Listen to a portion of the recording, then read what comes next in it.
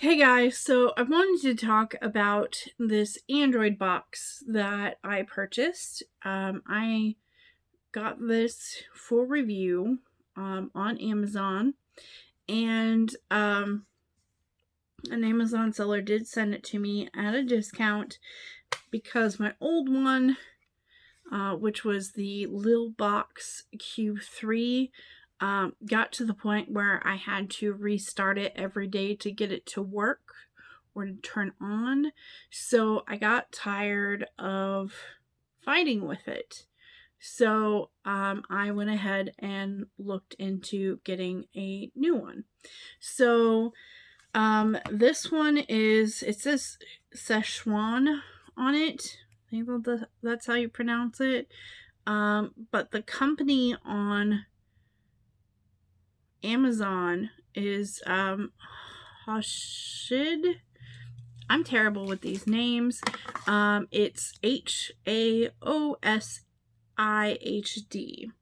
So this is the Android 9.0 TV box with 4 gig RAM and 32 gig ROM, which is double what I had with the Q3. It supports 4K Full HD, Wi-Fi USB 3.0 Smart TV box. It is currently $56.99 on Amazon. This is the remote that it comes with. It's just a basic remote. I mean, it does the basics, honestly. I don't play games on these, so I can't answer how well that works. But I use these for TV because I do not have a cable provider. So Hulu, Netflix, other streaming apps, I use it for all of that. And what I noticed was with this, I didn't like the format of the way it actually looked when it was powered up and connected to the TV. It had this long bar of apps along the bottom, which was kind of cool, and the fact that you could move them around was cool. But I noticed several problems, and it was things where everything would run off the side of the screens. So some of the commands that I needed would not be available. So I would have to back out of the program and try to reopen. I noticed that with this back button, I had to hit that like 5-6 times to get it to work. Along with the house button, also had a problem with getting that to work. I don't know if it's the controller, the batteries. Well, I know it's not the batteries because it's a AAA. That is a bonus. But yeah, I couldn't get it to do what I wanted it to do. I didn't like the functionality of it. Comparing it to the Q3, I feel like the Q3 is so easy and easy to use and user friendly.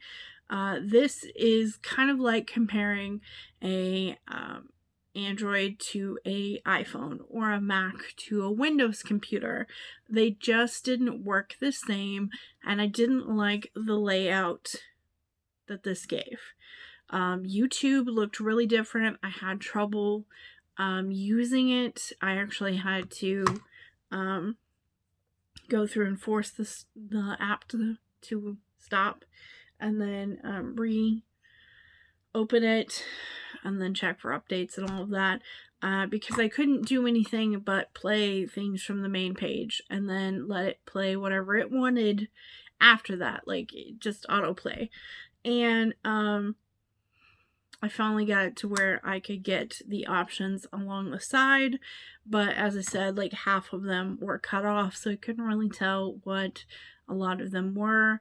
Normally with these, from what I've run into, is you usually don't have to calibrate like the size of your screen, it usually kind of picks that up. And I don't know if maybe this doesn't do that and I needed to make a change manually. But honestly, with the Q3, I've never had to do that. So I ended up just buying another Q3 because I used it for years, loved it. I didn't have any problems with it. And I hooked it up today and unplugged this one, and I'm passing this on to a friend because I'm not going to use it. So for me, this is useless. It does, however, have the optical port here. Not all Android boxes have that. And what that is for like sound bars. I actually had never seen an optical cord before I got my sound bar. And so it's real easy. You just push it in and this little door opens and it connects. It's got the AV jack. So you could plug something with an AV cable into it. I never bothered to do that. It does have 3 USB ports on the side. This one is USB 2 or USB 3.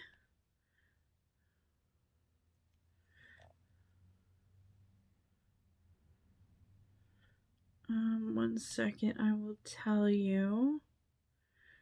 It just kicked me out of Amazon, so specs.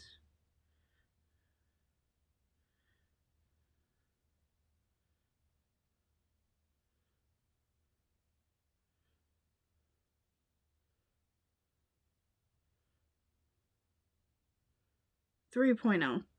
So the blue one is USB 3.0 and the other 2 are 2.0.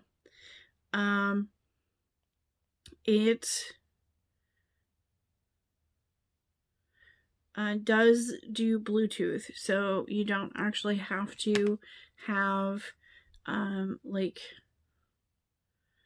any kind of adapter for that. So you could connect Bluetooth headphones to this, or Bluetooth keyboards, headsets, whatever. It does have that capability, which is really nice. It's got the Bluetooth 4.0. Let's see what else it's got. It supports up to, where is it?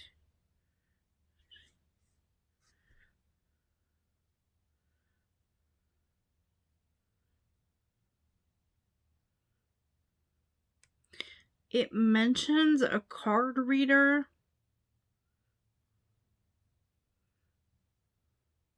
which I'm assuming is maybe this slot here, but it says TF, and I don't know what that is. And it doesn't really talk about that.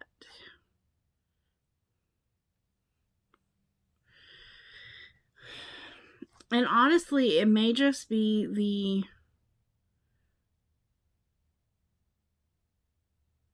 the interface of the new 9.0 Android software that I really don't like. But I am not keeping this. This is going. I don't recommend this one, but if you are looking for it and you want to give this a shot, I'll have the link down below for Amazon, and you can check it out. There are free returns, so that's the great thing. But yeah, it was nice. It did what I wanted with some finagling, but it just, I don't know. I got tired of fighting with it. One thing that I ran into was the Hulu app would not work on this device. I tried signing out, uninstalling, reinstalling, and it just would always give me a playback error.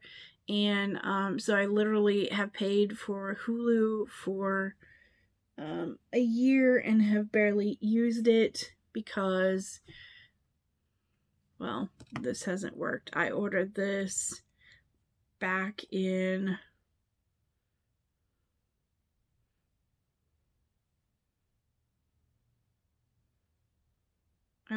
July.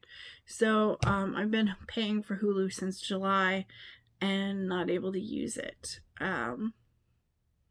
So there you go. Thanks so much for watching this quick tech review. I hope you enjoyed this video. Please like and subscribe and check out my other Android box videos. I've actually done quite a few reviews on these devices, including how to set them up and install Kodi. So I will link that playlist as well. And thanks for watching. Bye.